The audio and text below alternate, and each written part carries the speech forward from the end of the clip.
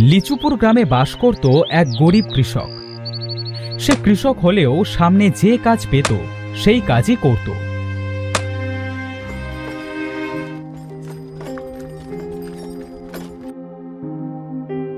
একদিন তার বউ বলল, ওগো, এভাবে আর কতদিন বাজার ঘাট করবে না শুনি? আজ বাড়িতে কোনো সবজি নেই, কি রান্না করব বলো তো? বউ, কোনো জায়গায় কোনো কাজ তো পাচ্ছি না। হাতে টাকা না থাকলে বাজারটা করি কি দিয়ে বলো তো? আমার নিত্যদিনের এই অভাব আর ভালো লাগছে না। কতদিন এই অভাবের যন্ত্রণা সহ্য করতে হবে তা কে জানে। দিবু মুখটা অন্ধকার করে বাইরে চলে এলো।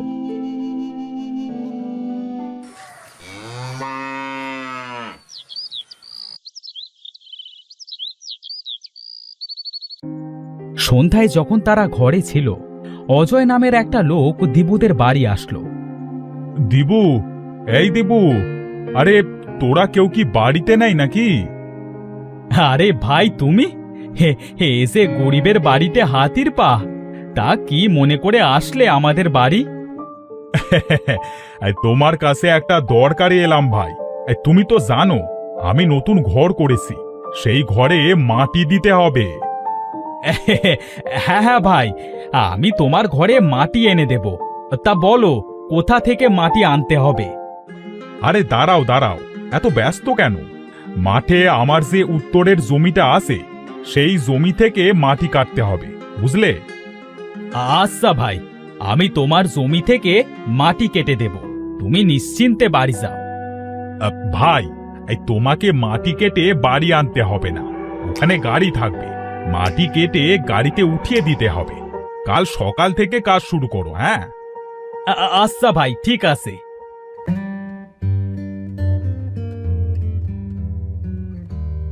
ওগো, সৃষ্টিকর্তা মনে হয় এবার আমাদের দিকে চোখ তুলে তাকালেন।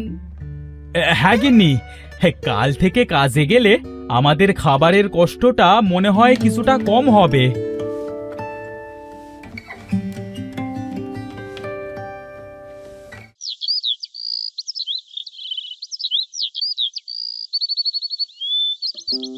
পরের দিন সকালে দিবু মাটি কাটবার কাজে মাঠে গেল।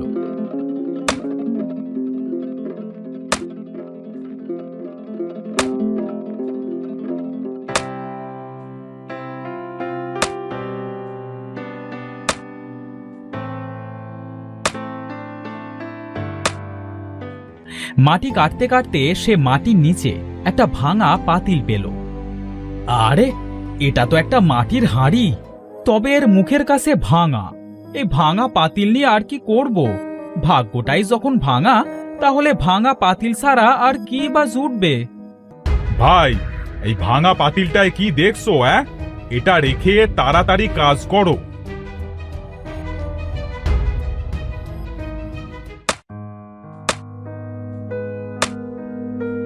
দিবু মাটি কাটবার কাজ সেরে বিকেলে বাড়ি যাবার জন্য পা বাড়ালো। হঠাৎ তার পাশে রাখা হাঁড়িটার কথা মনে পড়ল। আরে, হাঁড়িটার কথা তো ভুলেই গিয়েছিলাম। হাঁড়িটা নিয়েই যাই, আমাদের তো একটা হাঁড়ি। এই ভাঙা হাঁড়িতে না হয় চাল টাল রাখবো।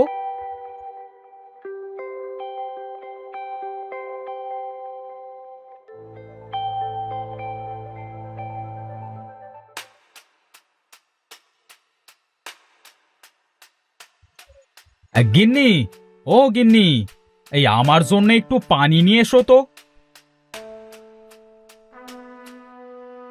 এই নাও পানি।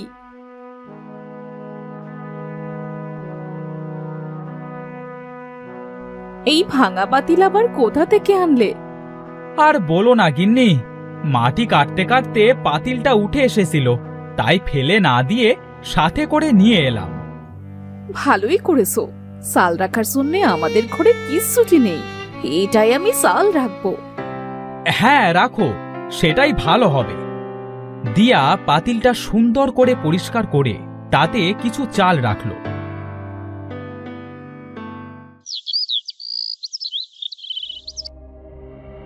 বাইরে কাজ গুছিয়ে সন্ধ্যার সময় দিয়া আর দিবু যখন ঘরে গেল, দেখলো পাতিল থেকে চাল নিচে পড়ে যাচ্ছে।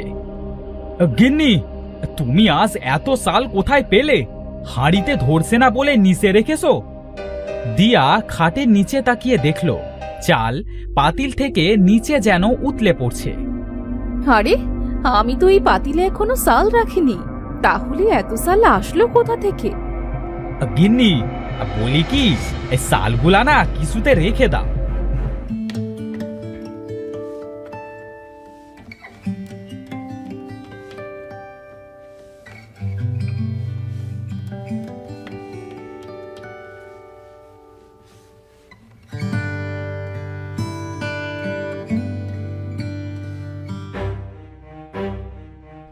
আরে দেখো, এই পাতিল আবার চালে ভরে গেছে। এইটা তো জাদুর পাতিল মনে হয়। আমার কিন্তু খুব খুশি লাগছে। গিন্নি, আমাদের কষ্টের দিন বুঝি এবার শেষ হবে।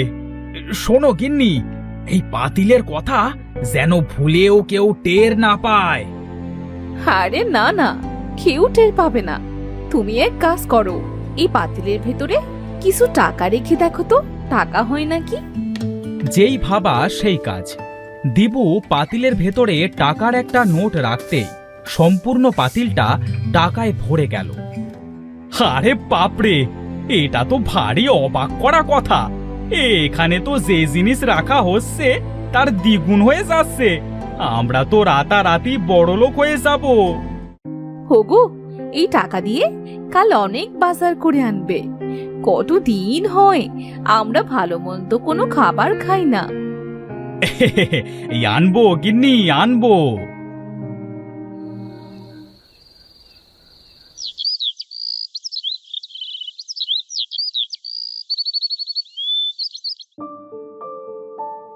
পরের দিন দিবুদের বাড়ি অনেক ভালো ভালো খাবারের আয়োজন করা হলো। দিয়া খেতে খেতে বলল, আহ, কতদিন পরে মনে হচ্ছে যেন অমৃত খাচ্ছি। খাবার আগেই যেন পেটটা ভরে গেছে। খাও গিন্নি, খাও। এখন থেকে যত খুশি তত খাবে। হোগো, এবার আমাদের এই ভাঙা বাড়িটা ভেঙে একটা সুন্দর দেখে বাড়ি করলে কেমন হয় বলো তো? কথা তো মন্দ বলনি। তাছাড়া এবার যদি ঝড় বৃষ্টি হয় তাহলে তো আমরা এই ঘরে থাকতেই পারবো না।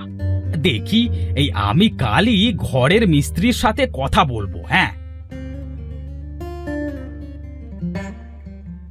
পরের দিন দিবু ঘরের মিস্ত্রির সাথে কথা বলে তাদের সেই পুরনো বাড়িটা ভেঙে সেখানে একটা সুন্দর দেখে নতুন প্রাসাদ করল। আশেপাশের মানুষ তো দিবুর আঙুল ফুলে কলাগাছ হওয়াটা দেখে স্বাভাবিকভাবে নিল না। ভাই, দেখেছিস, দিবু আমাদের মতো একজন গরিব কৃষক ছিল, আর হঠাৎ করে সে এত টাকার মালিক কিভাবে হলো? হ্যাঁ, সেটাই তো ভাই, গ্রামের সবাই তো তাই বলাবলি করছে।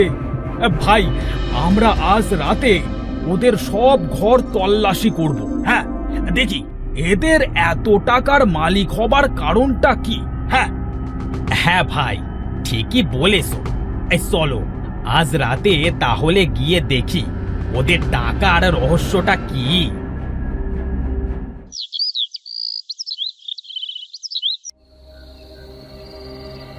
সেদিন রাতে দিবু ও তার বউ ঘুমিয়ে যাবার পরে তারা দুজন দিবুদের ঘরে ঢোকে। ভাই, সাবধানে, ওরা যদি টের পেয়ে যায় তাহলে কিন্তু কেলেঙ্কারি হয়ে যাবে।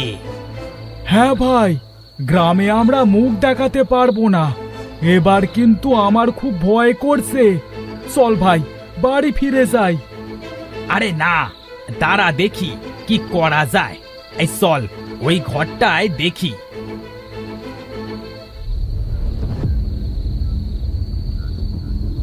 তারা ঘরের ভেতরে যেতেই তাজু টেবিলে চোট খেয়ে টেবিলে থাকা ফুলদানিটা পড়ে যায়। ঘরের ভেতরে প্রচন্ড শব্দ হওয়ায় দিবু ও তার বউ জেগে যায়। গিন্নি, এই গিন্নি, তাড়াতাড়ি ওঠো, আমাদের বাড়িতে নিশ্চয়ই চোর টোর কিছু এসেছে। হ্যাঁ, মনে হচ্ছে আমাদের হাড়িটার খবর কেউ পেয়ে গেছে। তাড়াতাড়ি ওঠো। ভাই, তাড়াতাড়ি ওঠ, না হলে ওরা এক্ষুনি চলে আসবে। তারা দুজন দিবুরা আসার আগে ঘর থেকে বেরিয়ে গেল। দুজন ঘরে এসে দেখল একটা ফুলদানি ভাঙা, আর পাশে একটা বিড়াল ডাকছে। যাক, বাসা গেল। আমি তো ভাবলাম হাড়িটা বুঝি চোরে চুরি করতে এসেছে। বাবা রে, আমায় তো এই বিড়ালটা ভয় পাই দিয়েছিল। আজ চলো, আজ এই রুমে ঘুমিয়ে পড়ি।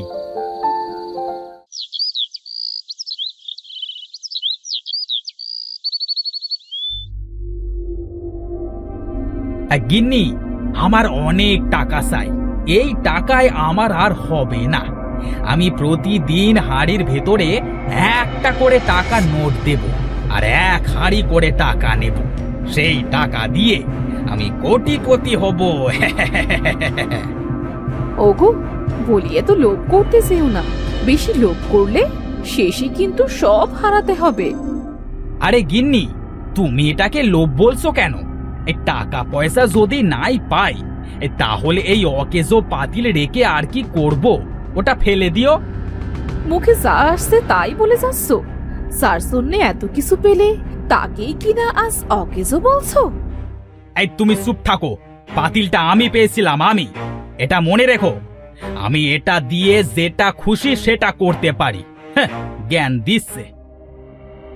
তাদের ঝগড়ার মাঝে একটা বুড়ি তাদের বাড়ি এসে বলল, মা, বাড়িতে কেউ আসো, আমাকে একটু সাহায্য করো মা। কি বলছো গো বুড়িমা? আমাকে একটু সাহায্য করো মা, আমার যে খুব খাবার কষ্ট, কিছু খাবার দেবে মা আমাকে? হ্যাঁ বুড়িমা, তুমি ভেতরে চলে এসো, আমি তোমাকে খাবার দিচ্ছি। দিয়া বুড়িকে নিয়ে ঘরের ভেতরে গেল। দিবু বুড়িকে দেখে বলল, এই কি হলো? এই বুড়িকে তুমি বাইরে থেকে বিদায় না করে ঘরের ভেতরে আনলে কেন? হ্যাঁ, কি বলছো তুমি বুড়িমার সামনে? ইনি ক্ষুধার্ত, তাই খেতে এনেছি। যাও, একে বাইরে খাবার দিয়ে বিদে করো। স্যা স্যা স্যা স্যা স্যা, কি ময়লা দেখতে। হ্যাঁ, থাক বাবারা, তোমরা আমার জন্য নিজেদের ভেতরে আর ঝগড়া করো না, আমি চলে যাচ্ছি। বুড়ি কথা বলে তাদের বাড়ি থেকে চলে গেল।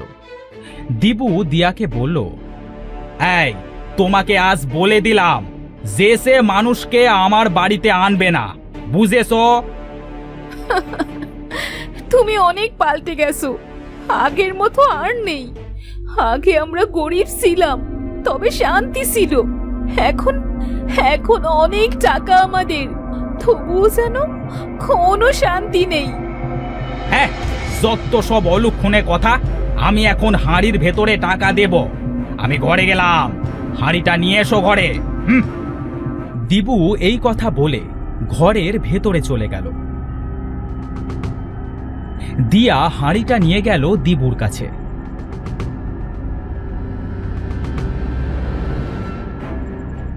এ কি, আমি হাঁড়ির ভেতরে টাকা দিলাম, তবে হাঁড়িটা আজ কেন টাকা দিল না? হ্যাঁ,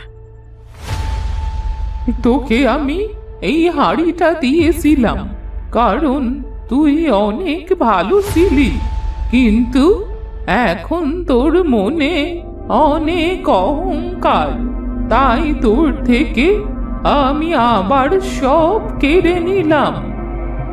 না বুড়িমা, তুমি আমাকে ক্ষমা করে দাও। আমি আমার মনে আর কোনো দিনও অহংকার আনবো না।